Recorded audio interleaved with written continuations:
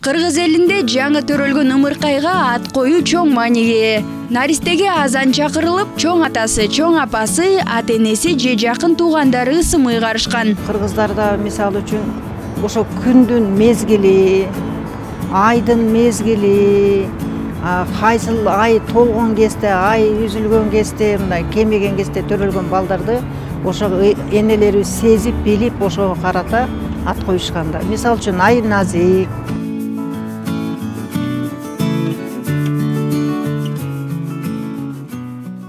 Ал эми диний көз караштан караганда, адамга ысым ыйгарганда, ошол ат мааниси терең болушу керек дейт дин өкүлү. Ар бир адам ошол атына жараша заты болот дейт. Шариятта пайгамбарыбыз Мухаммад саллаллаху алейхи вассалам айткан, аттардын эң жакшысы Аадан кеткен, Абдулла. Кыргызчасыга Кудайдын кулу, Кудай кул деген сөз да.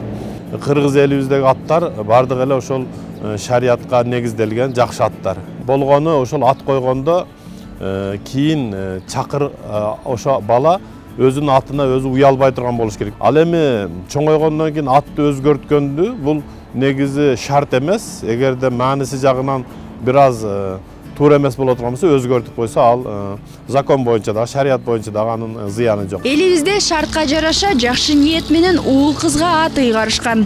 Кыз эгерде мисалы үчүн жала эркек бала болбой кыз бала болгон мезгилде бурулсун, жаңылсын деген аттарды койгондо, себеп дегенде ошол жаңылып Кудай таала бир эркек бала береби деген тилек менен коюлган. Бул ырымдуу ат. Ыйык адамдардын аттарын бала көтөрө албайт деп ошого карата аны тергешкен, койсо дагы тергешкен.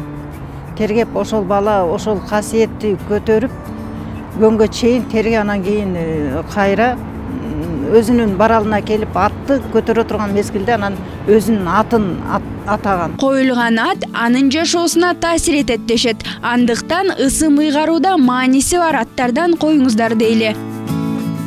Айзада Нурадилова, Улан Сатыкулов, Нью ТВ.